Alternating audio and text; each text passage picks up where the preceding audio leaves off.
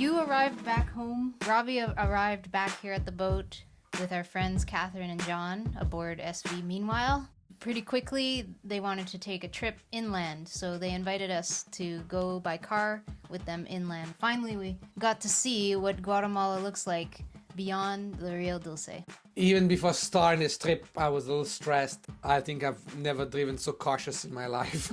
I was like plastered to the steering wheel. And Robbie's a very good driver, and yes, I felt safe, but also it's well known here that there's no insurance on most vehicles.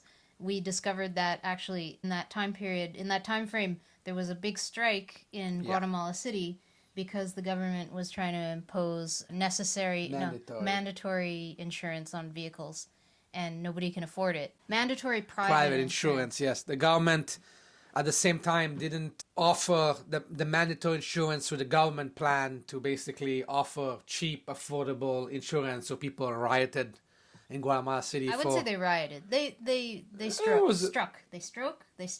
They striked until the government pulled back from their policies. So we were surprised, but then we found out it was quite normal, that there wasn't going to be car insurance. I went online and did a little bit of searching to try and get us insured before we went on this trip, but it was not possible.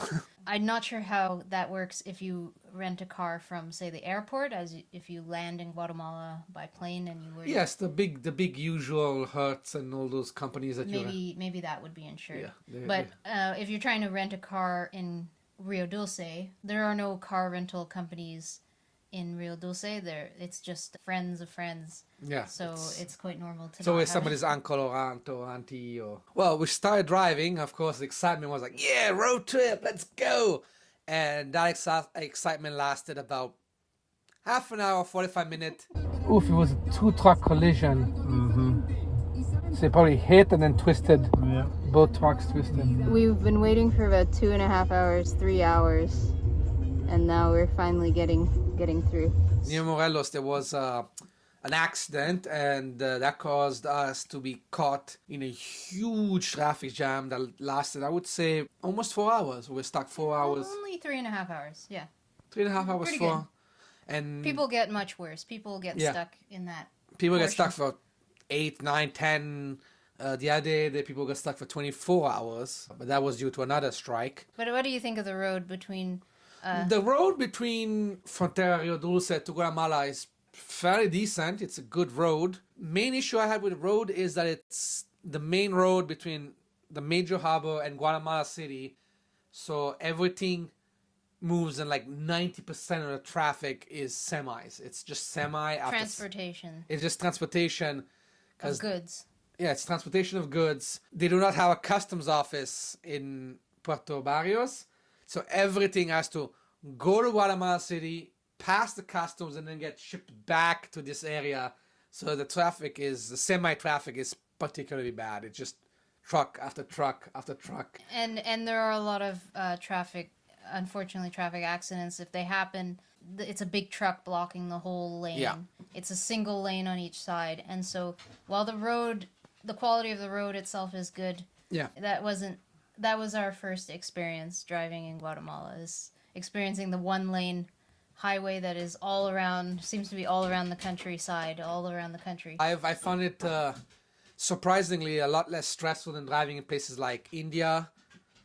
For example, like I learned to drive in India. And then we arrived because of that accident in Guatemala City, right in the city center at rush hour. A rush hour at night. Yeah. When it got dark. And the lights in the car were not particularly good, and Google Earth seemed to have been lost or confused. So we tried that was stressful. But Google Maps and other map system. We were also using Waze. These maps are not entirely accurate for all parts of Guatemala. You'll be on a roadway that doesn't exist, or vice versa, it does exist and it doesn't show on the map. I wish we had arrived during the daytime to get to explore a bit more of Guatemala City. And we drove, by the way, because we have the dog with us. Yeah. It was easier to just bring the dog with us than to have somebody babysit the dog. I think that made it quite a special adventure. Most people just take the bus. Yeah. You can easily catch a bus. There's a lot of very good transport here in Guatemala. You can get anywhere.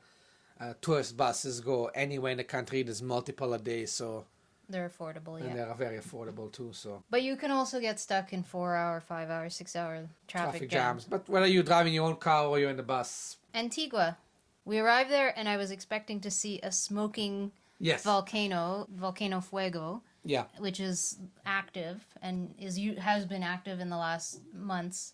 And we were considering maybe doing the hike up to the top, which is a 2-day adventure. But the first thing I noticed when we woke up that morning is that there was not a puff of a cloud. And it hadn't been for 15 days. It had been one of the longest silences in the volcano in the last years, just as we arrived. I was like, there's no reason to do this hike right now. And of course, after we left, 10 hours later, 6 hours later, the thing erupted in the once in a decade eruption. It really went off. But also, if we had booked a hike, we would have had to cancel, and I don't know. We would have probably been up when it started erupted. We would have been up on the volcano when it erupted. We would have practically been either climbing up or oof.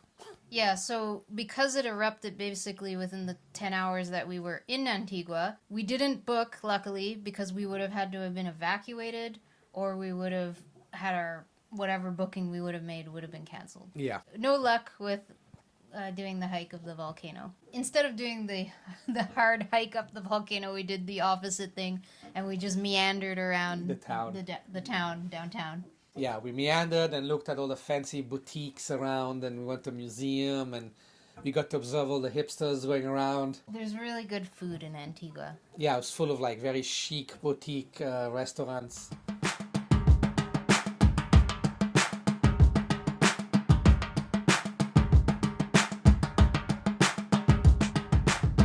And art galleries. And art galleries, yes. It used to be boutique restaurant, cafes, and art galleries. Historical art was very interesting for me with my background. Nestled between Volcán de Agua and Volcán de Fuego lies the haunting beauty of this Spanish colonial art.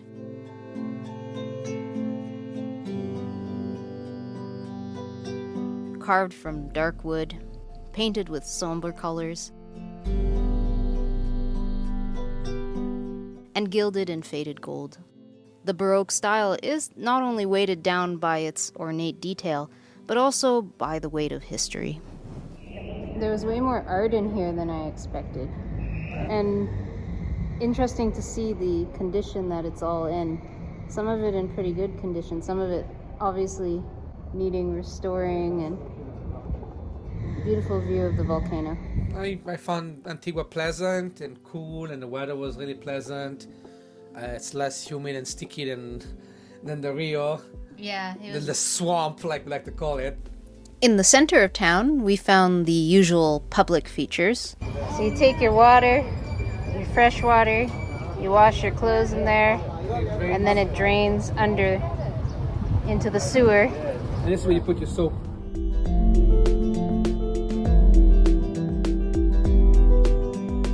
At the end of the neighborhood roads here, you could find yourself in a coffee farm. I don't want to tell the people. Trail. Yep. There's a huge hole. Don't turn towards me. Unfortunately enough, can I turn here on the left to make a... Yeah. Yeah, there's no holes in the ground there. Turn hard? Yep. There's no hole, sure? Yes, no hole. Turn hard.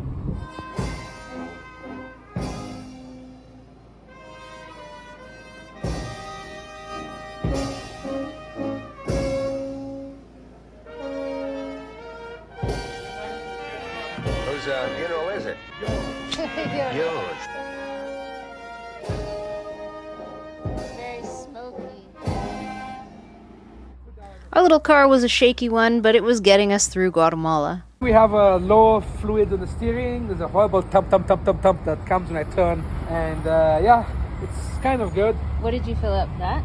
We filled The this power up. steering was running out. Is it a normal temperature? Yeah, Feels temperature. normal.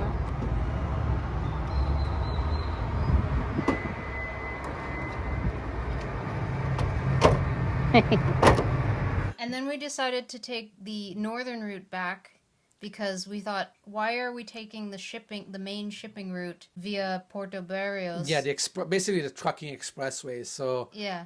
we decided to take another route, which on Google looked like a road, and it ended up being, I would say, about 60% of the up northern road we took was off-road.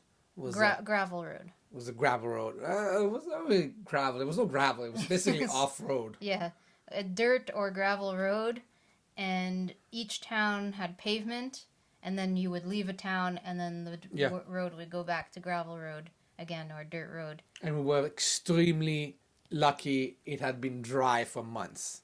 Like it hadn't been raining, because if any rain, it would have rained, we would have been stuck. Non-planned, coming back on a different road ended up being my favorite part of the trip. I really enjoyed getting lost in the small roads and back Small towns, off the beaten path. I like when you get lost These scales on the left. places like this.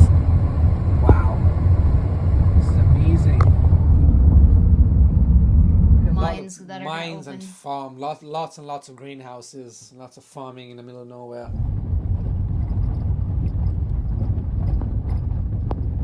Right. Next. These huge mountains. We stopped at a river along the way to stretch our legs and to cool off in the midday heat.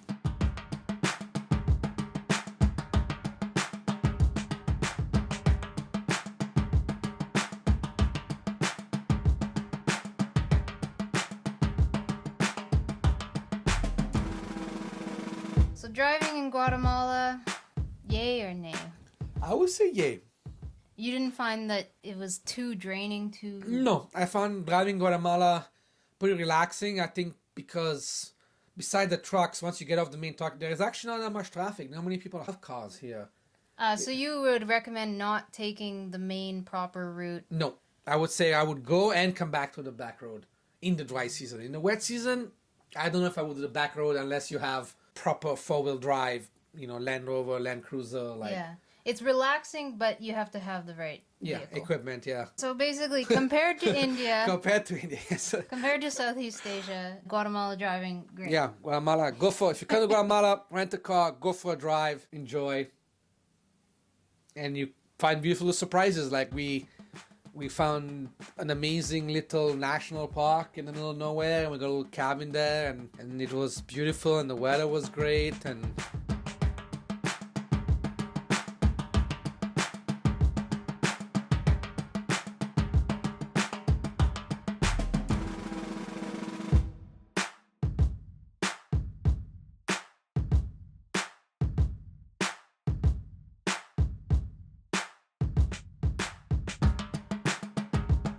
That's why you travel with that night, probably. and they had great breakfast and amazing coffee, and then you find little gems out of the way. It was very, very pleasant, yes. Thank you, Catherine and John, again. Thank you, Catherine and John, for the trip. It was very pleasant.